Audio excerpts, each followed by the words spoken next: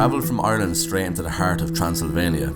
Currently, I'm in Sibiu. It's a small town in the heart of this mystical place that is filled with medieval stories that captivate the human imagination. There really is something about this place. Everywhere and everything you look, it just tells a story. Me being a filmmaker and photographer, this is paradise for me, as everything needs to be captured. And it seems that the people of the land are also some sort of mystical creatures, because against all odds, in this small city, one of the most extraordinary technologies have conquered the globe. I am here to discover the story of Elrond, one of the most respected blockchain technology companies in the world, a company that has reached billions of dollars valuation in less than 2 years and is promising to improve the future of mankind through the state-of-the-art technology. My good friend Hi-Rez sent me out here to show the inside daily life of Elrond from an outsider's perspective, which is new to the blockchain space. For me, this truly has been an amazing experience. What's the story behind this company? Let's find out. I am speaking today with the man himself, Benjamin Minku, Elrond co-founder and CEO.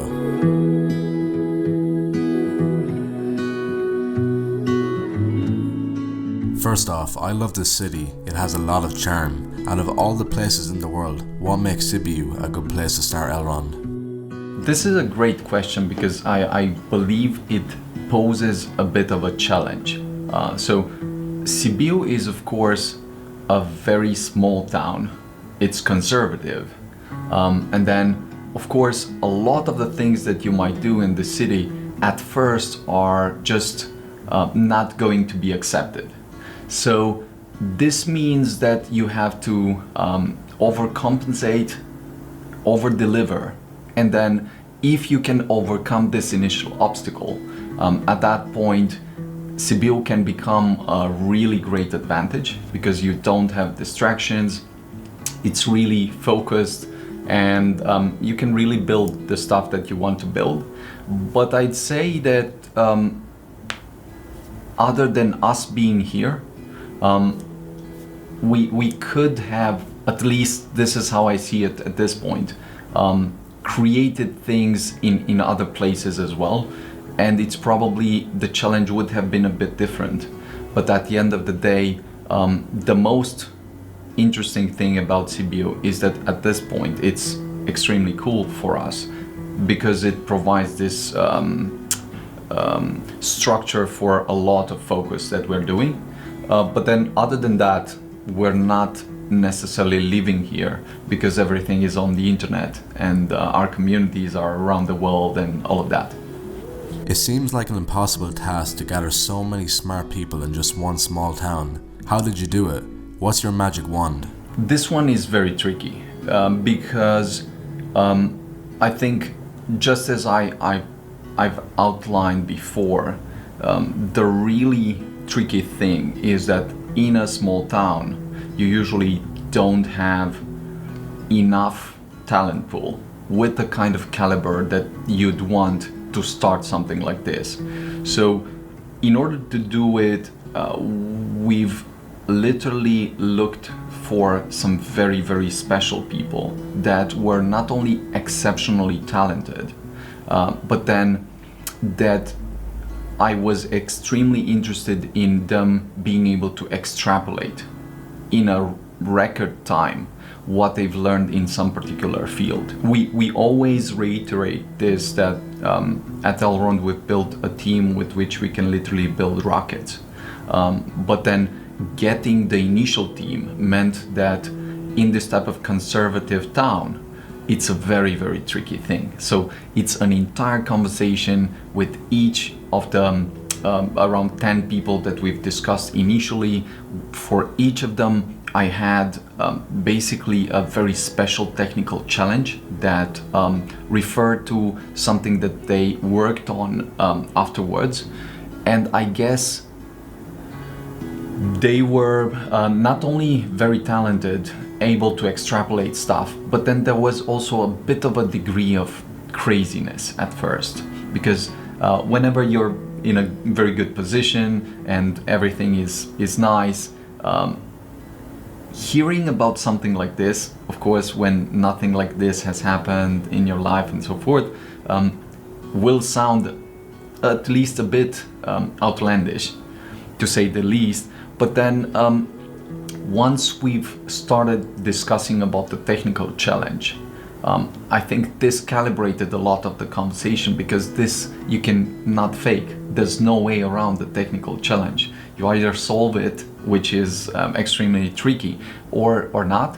And then as soon as we started sitting in a room together and discussing this type of conversation, with each step we've made, there was something like a silent thrill there, that the challenge was solvable, that we could do it, and that seeing other really talented guys pushing on this, it was tremendously fascinating. And so that moment was extremely special, extremely challenging, and then even now seeing it as it happened, in the span of 1 month, we had this hypothesis that there was a breakthrough, that we could build this. And then at the end of the month, we had the conclusion that this was totally doable, that we've solved the math, and now it was time to not only have the, let's say, theoretical breakthrough, but then move forward and start building it. And that was an even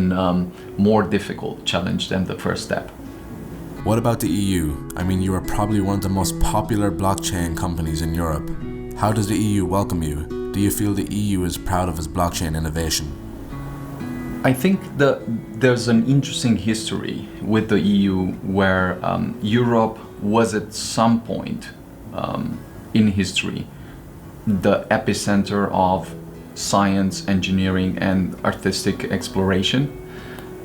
You could say that at this point, at some point they reached the peak, and then resting on that peak, it seems like the spirit of exploration has sort of moved to some other places to drive and push people forward and gather them together. But I do believe that Elrond has the potential to be perhaps one of the most ambitious startups that we'll see throughout the next decade and beyond, coming from Europe and not escaping Europe, but rather being built in Europe, of course expanding around the world in several other countries and continents and so forth, but having some really strong roots that then kindle a new type of wave, where other startups come out of Europe and other places, and then they build the communities, they build the technologies and so forth. And I'd also say that Europe is right now, it seems to me, at kind of crossroad. It can either reinvent itself and start attracting the bright minds again, the talented people, the technical engineers and artists and so forth, or it can lose the battle or lose the race completely, because it seems like, whether you're discussing about artificial intelligence, blockchain technology, and so forth, there are some places in the world where a lot more people are doing this stuff, and there's always a possibility of Europe, let's say, screwing things up because of some specific either legal challenge or some other type of obstacle, and not paying attention to the huge opportunity costs and implications if that were to happen. So I think we are in a very special position, and we're trying to do the best we can within Romania, within Europe, and beyond. We have a very wide community around the world and so forth. But I think for now we've not seen, let's say, either too much support or too much, not even specific obstacles yet, which is good. I mean, it could be a lot worse and it could be a lot better. But if I were to look from the government standpoint, I would definitely try to consider what needs to be done so that Europe becomes a backbone for this type of technical conversations, breakthroughs, artistic explorations, and so forth, as it once was. Because otherwise, things will move, they'll move fast, they'll just happen somewhere else. And at the end of the day, we definitely want at least part of this next chapter of history to unfold in Europe as well. What is your organization like? How do people work together at Elrond? How are you being efficient and fast? We're in a very special position with respect to the culture, because the culture at Elrond is very, very different. The idea that we're trying to be very upfront about is that at Elrond, the team is like a special forces SWAT team, in that things are very challenging, they require a lot of hardcore effort and attention to details and care. And this is not obviously for everyone, but then the people that come here, they know they're superheroes. And this is really great. We try to keep that type of standard. And then beyond that, the most important thing probably is trying to be super useful with whatever happens. So it doesn't matter if it's something that you need to do or someone else needs to do. The idea of trying to be super useful wherever you are, to make sure that something is achieved in record time and things can move forward, that's really important. And then at the end of the day, of course, it's all about impact. And I'm convinced that we would not be here, we would not build what we're building, and we would not push as hard if it were not clear for us that this could indeed be one of the most highest impact technologies that accelerates economic growth around the world, just like the internet did. So this is why we're pushing extremely hard, trying to make this thing happen. Of course, we're trying to always gather exceptional team members that can contribute to this goal, because like smart, resourceful people are always welcome. They're always in great need. And so whoever just looks at stuff and discovers Elrond, if they want to contribute, they are super, super welcome, and would love to hear from them. Let's see if I get this right. Against all odds, you've developed this impossible tech. Everything is live, people are starting to use your tools, and the ecosystem is growing, correct? I'd say we've definitely come a very, very long way. It was a very difficult position to start from at the beginning, but then as things gradually moved forward and the obstacles were solved, of course, this became a very, very good position that we're now in. But then even here, we're taking things with a lot of care and a lot of excitement for what's to come. And so we do have a technology that's live and is used in some very, very important places, whether it's startups, enterprises, and so forth around the world. We do have a very large and super passionate community in a lot of countries around the world, and that's awesome.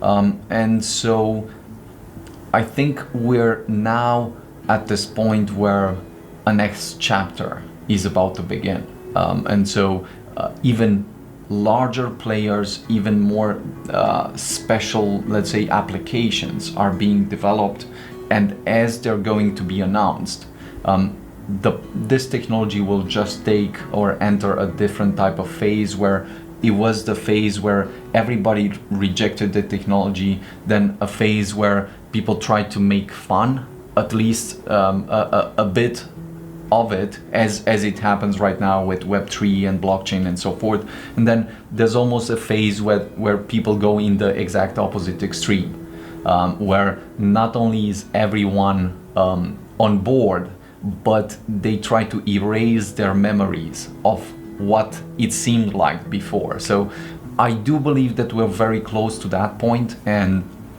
Elrond is in a special position, I can't wait for us to push forward with this special community and with the special partners, because there's a great number of validators, of just builders within the community, and people from around the world that push and try to come with new ideas, new applications, and so forth each day. So that puts us in a very special position, and we're fortunate to be able to push forward from here. So it seems to me like the mission has been accomplished. What's next? The idea with Elrond is that at the end of the day, the question is why we're doing this again. Why is it super important that we deliver this type of technology, and especially this type of solution? And I believe that at the end of the day, blockchain technology, if done right, will probably be the most important GDP multiplier for economic growth around the world since the invention of the internet. Which means that for one, we'll have a much larger pie to share with everyone, will create completely new markets, completely new applications, and so forth, and that's tremendously interesting and exciting. But there's also a different type of thing where there's still 1.7 billion people that don't have any type of financial access. And so part of Elrond's goal is not only to create this much more high performance infrastructure for a new type of financial system, but then extend access universally across the world. And the way to do this is, of course, as we've said, to build this very high performance network, and then to create a mobile application that is extremely simple to use and that opens up this world to anyone in the world without having them to learn everything from scratch.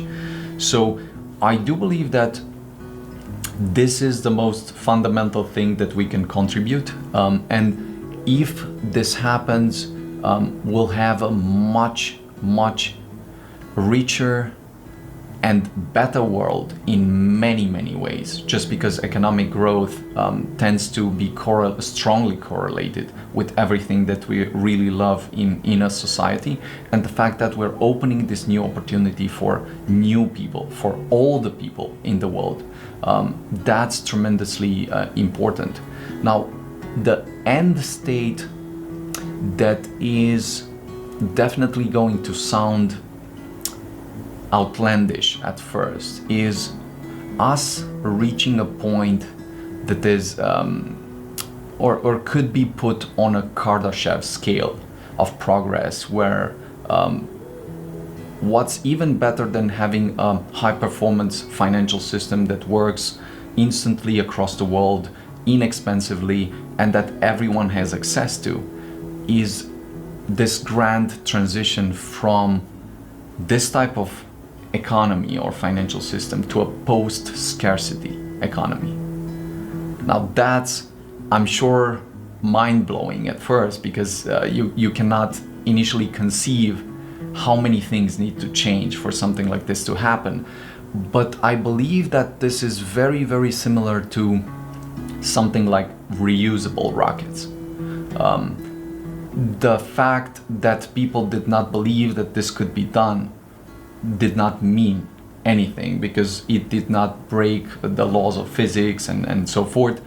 So the fact that we're now close to having this type of rapidly reusable rockets that work should make us think really hard about what the fundamental end goal problems are in some of these fields.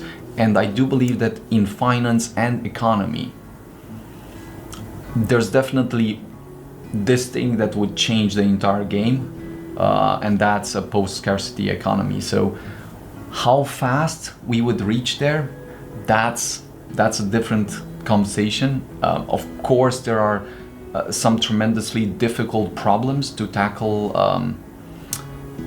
on that road.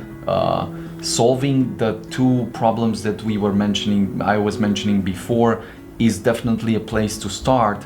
But the grand thing is that on top of this type of technology, on top of this type of application that everyone would have access to, the great part is that if we would want to deploy some type of universal digital income, you could do it just from one day to the other, because logistics would not be a problem, infrastructure would not be a problem. So the scale of what we could do with this type of infrastructure is tremendously exciting. And yeah, can't wait for us to push toward that goal and to discover what other new ways there are for this type of technology to be really used. One last question. Tell me one word which defines your team. I'd almost say that there's a tension between two words. Let's say exceptional and hardcore. So somewhere in between of those. That's where the Elrond spirit stands. Great. Thank you so much for your time, Benjamin. Awesome. Thanks a lot for the conversation. Sibiu was such an unlikely place to start a global tech company, and it just proves a point that following your dreams are not necessarily bound by stereotypes or boundaries. Romania seems to be always rising, and younger people have more courage to start building cool stuff. The EU seems to be lagging behind in supporting the blockchain startup space. We hope that they might wake up soon before they lose all of the talent. Elrond is a story of a bunch of smart people, many of them friends embarking on a crazy journey to deliver one of the most hardcore technologies in the world. They've made it, and to my surprise, they are still hungry for more. Benjamin seems to be a leader like no other. He seems very connected with his team, always smiling, and his passion for Elrond is contagious. No wonder people from around the globe like to follow him. I felt it whilst I was there. I told you a story which, even though it started 2 years ago, it feels like the beginning of something greater. Maybe one day I'll return, and I cannot wait to see what I'll experience then. Elrond, I'll see you again.